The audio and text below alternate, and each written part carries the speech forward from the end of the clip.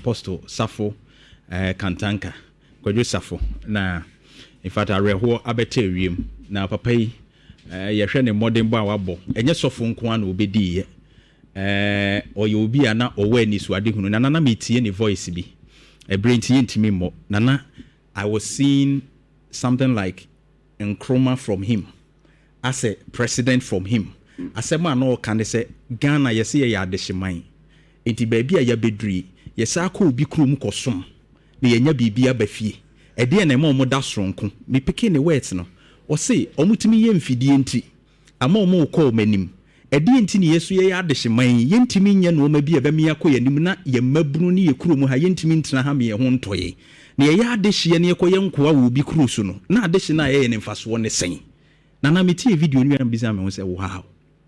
And this was 2001. So we share the image now to Mr. Papa na young. He had this vision since 1997. And what they are bad, in fact 1994 we establishing the automobile or say enka cranka crack can na die boom 1994 they benyina. The year 2000 we make that statement na me dream say betwe adwene si bibi so. Akaye so man baby agina na yenhwe die agina yi.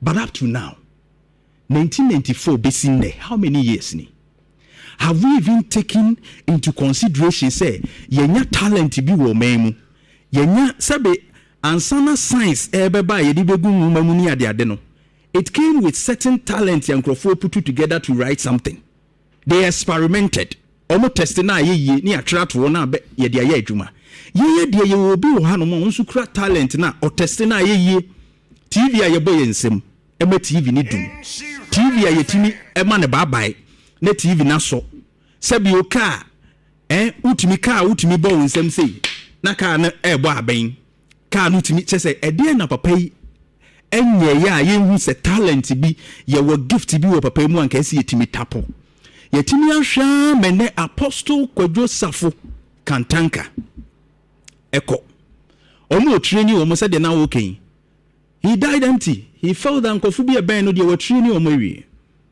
Na aka wo man no senki you bet tap into it. Professors in bisa wo professors ye gu man mu hai. Professor in engineering, professor in mechanical hwan, professor in robotics, professor into yama bi scholarship ko sua ade bo o man sika de bo o mo ho bra ko bae no. O matumi aye secretary mpo amaye we misa wo. Secretary yem financial secretary mama ye bi amaye but we had a talent that me tie papa na so no wan school we call a technical school yes we no say free mu na achede no woni mu nyame na de ache no obeye adwuma.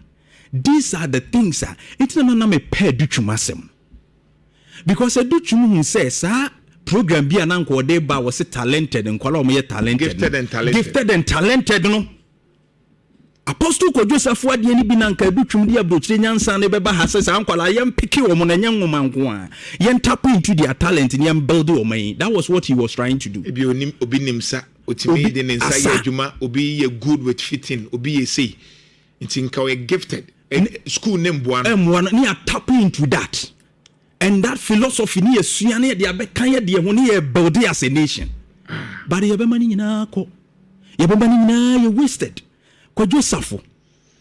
All right. We cars ni free ho. In fact robotics. Ye army car ya o ye de ma Ghana. Yes reno. Ye mo bo Ghana on. Ye mo bo. But we make a bro for training. So on beba na rest in peace. And na we wan otia simple mu anya hwe. Mo amoa no and Kantanka automobile etimi atena kromu a. And na no enti yes o makofa VW no hwan so me assembly na me afi na me isu. Mesinti ye ko fan krofo firi wo man so aba so ye wo bi wa ha ye betumi aye na no ke adu gas and oven koto Kantanka yi aye se wo mo tundra yi bi no ode in fact mesinti ke adu car no nana MPs betumi ayusu ministers obi ni akokraka ni ahye daddy car to so si ye bedi enti o man ye ya bro na papa ya hwere no it will take us more than a century to get somebody like Apostle Kwadwo SAFO Kantanka. Right. O mine be bre and son will be to so no apie. Thank you. Na ye hwede ye aso mine. Good morning to Minia.